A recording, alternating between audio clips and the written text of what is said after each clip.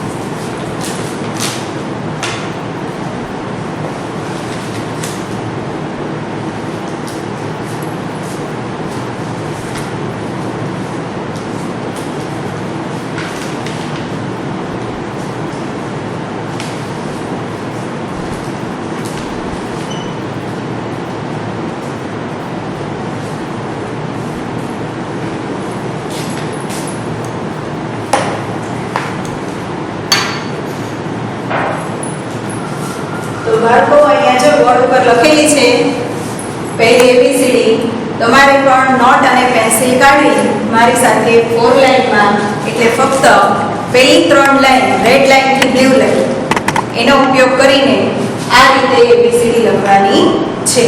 જો અહીંયા હું તમને એક્ઝામ્પલ આપું છું કે 4 લાઇનમાં કઈ રીતે તમારે લખવું.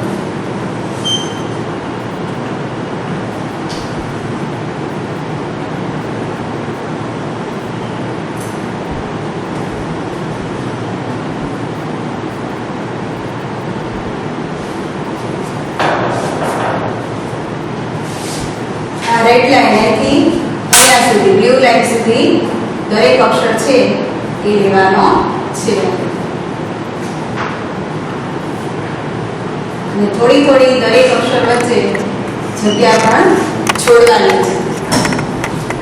ભેગું ભેગું લખવાનું નથી, આ રીતે થોડી થોડી જગ્યા છોડીને તમારે લખવાનું છે.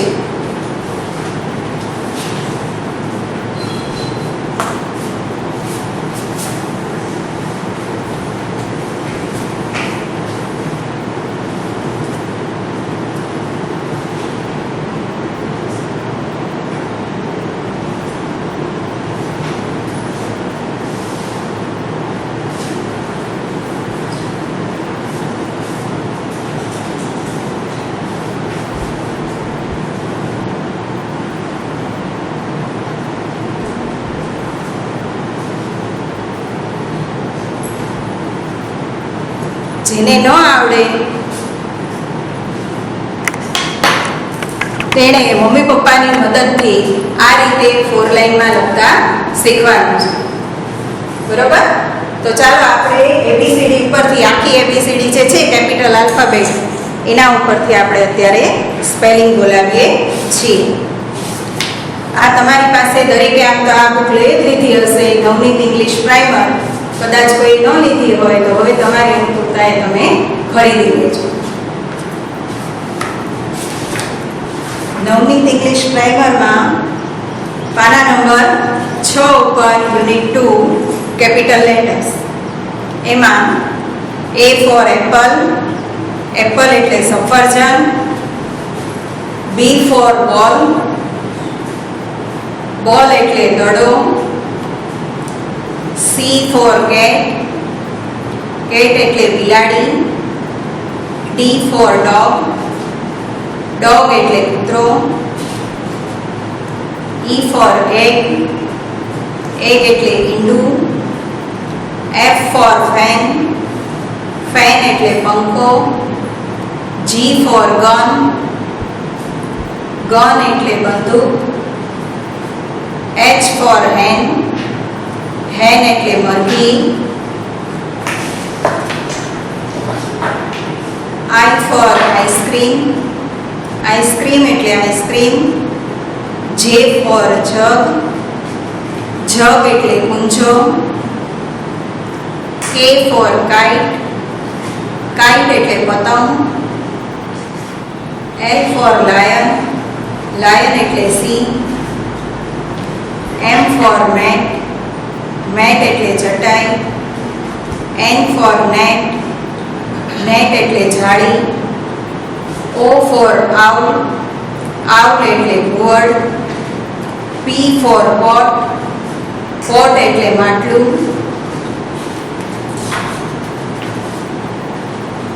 Q ફોર ક્વીન, ક્વીન એટલે રાણી. R ફોર રેટ, રેટ એટલે ઉંદર. S ફોર સન, સન એટલે સૂર્ય. T ફોર ટોપ, ટોપ એટલે ભમરડો.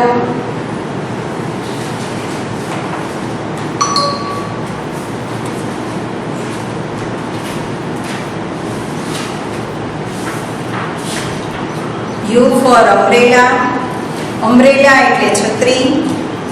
V ફોર વાસ, વાસ એટલે ફૂલદાની. W ફોર વેલ, વેલ એટલે કૂવો. X ફોર ક્રિસમસ ટ્રી, એટલે ક્રિસમસ ટ્રી.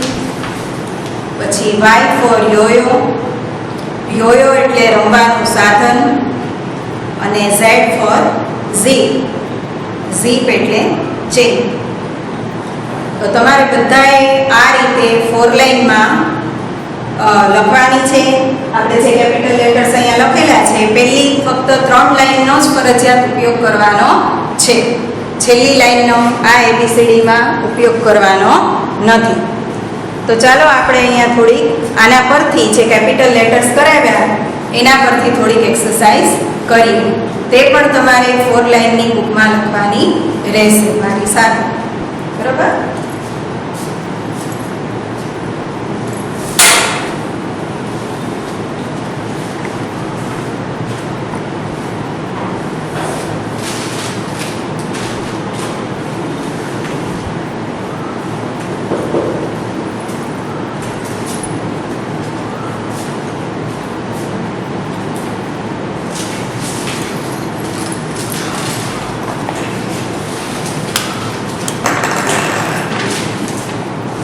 એક્સરસાઇઝ 1 માં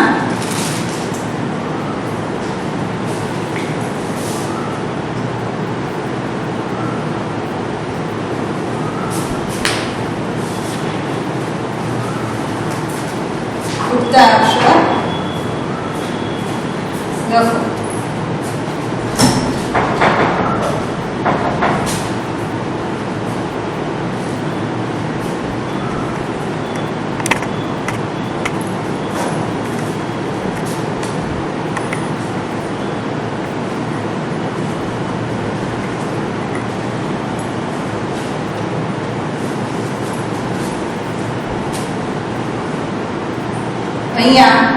એ પછી કયો અક્ષર આવે તે તમારે જે ખાલી જગ્યા આપી હોય તેમાં લખવાનું છે.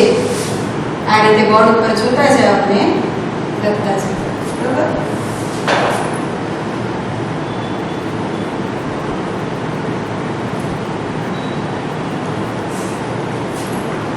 એના પછી ડી પહેલા કયો અક્ષર આવે તો એમાં આવશે સી.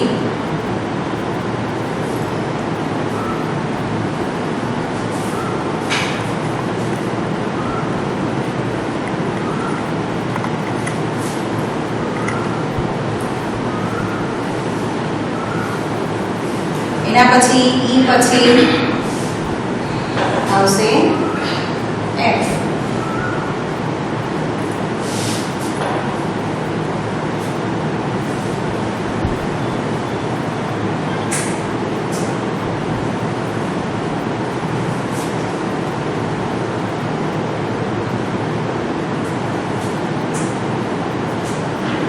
પછી આવશે એચ પહેલા કયો અક્ષર આવશે તેમાં જી.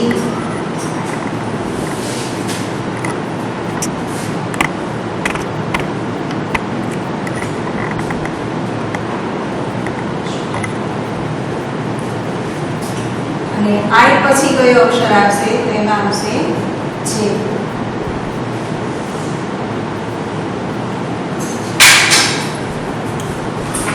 આ રીતે પુખ્તા અક્ષરો છે 5 અહીંયા આપણે લીધેલા છે તે તમારે લખવાના છે.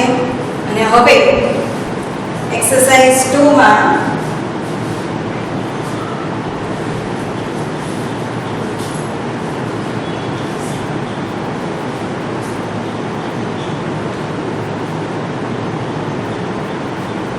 જોડકા બનાવો અથવા તો જોડકા જોડો.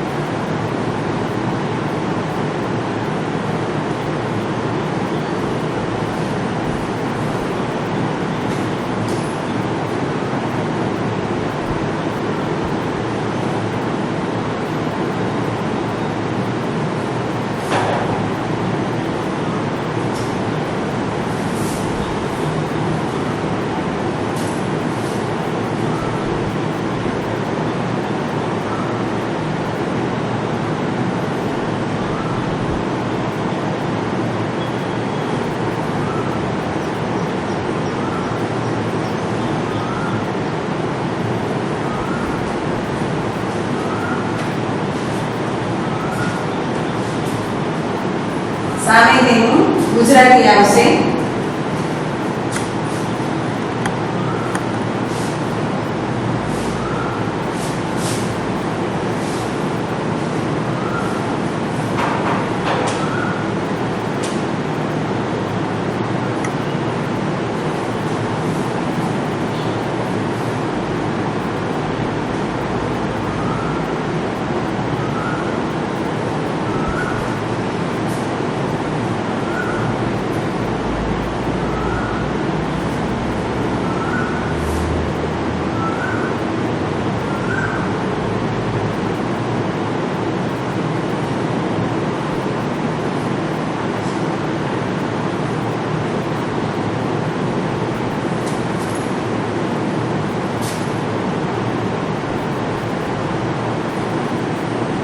એની સાથે આપણે ગુજરાતીમાં જે લખેલું છે સામેની સાઈડ એમાં એની સાથે લીટી છે એ સુધી લઈ જવાનું.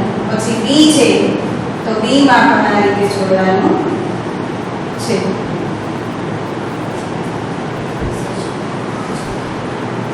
પછી સી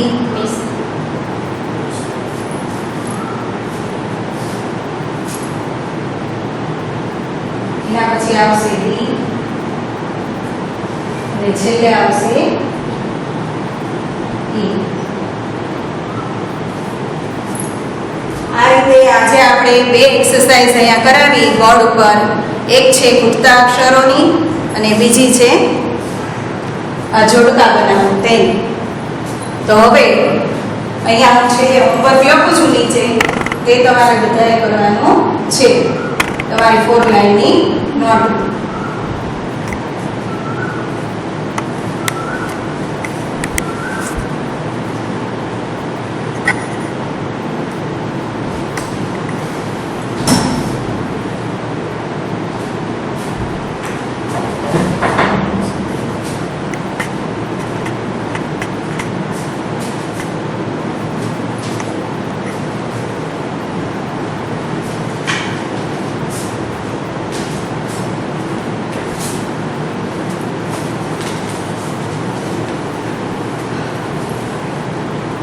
અક્ષર લખવા અને